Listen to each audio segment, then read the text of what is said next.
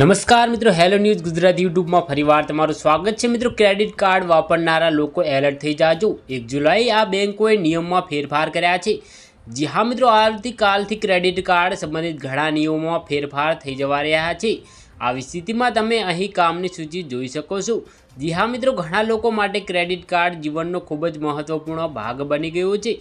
લોકો ઘણીવાર ખરીદી અને અન્ય વ્યવહારો માટે ક્રેડિટ કાર્ડનો ઉપયોગ કરે છે। આજે જૂનનો છેલ્લો દિવસ છે અને આવતીકાલથી નવો મહિનો શરૂ થશે। તો જુલાઈની શરૂઆત સાથે ઘણી બેંકોના ક્રેડિટ કાર્ડ સંબંધિત નિયમોમાં ફેરફાર થઈ જવા રહ્યા છે।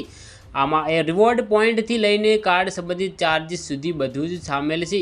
જી હા મિત્રો, એસબીઆઈ કાર્ડે જાહેરાત કરી છે કે હવે ગ્રાહકોને 1 જુલાઈ 2024થી કોઈપણ પ્રકારના સરકારી ટ્રાન્ઝેક્શન પર રિવોર્ડ પોઈન્ટ નહીં મળે, જ્યારે કેટલાક એસબીઆઈ કાર્ડ પર આ સુવિધા 15 જુલાઈ 2024થી બંધ કરવામાં આવી રહી છે।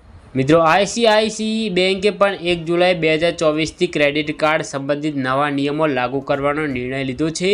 હવે આઈસીઆઈસીઆઈ કાર્ડ ધારકોએ કાર્ડ બદલવા માટે ₹100ના બદલે ₹200ની ફી ચૂકવવી પડશે। આ સાથે ચેક અને કેશ પિકઅપ પર લાગતો ₹100નો ચાર્જ બંધ થઈ જશે। ચાર્જ સ્લિપ રિક્વેસ્ટ પર ₹100નો ચાર્જ પણ બંધ કરી દેવામાં આવ્યો છે। એક વેલ્યુ પર 1% ચાર્જ એટલે કે ₹100 પણ બંધ કરવાનો નિર્ણય લેવામાં આવ્યો છે। આ સાથે હવે ડુપ્લિકેટ સ્ટેટમેન્ટની વિનંતી પર ₹100ની ફી પણ બંધ કરી દેવામાં આવી છે। જો મિત્રો તમે અમારી ચેનલ પર નવા હોય તો વિડીયોને લાઇક કરી, શેર અને સબસ્ક્રાઈબ કરી દેજો। ધન્યવાદ।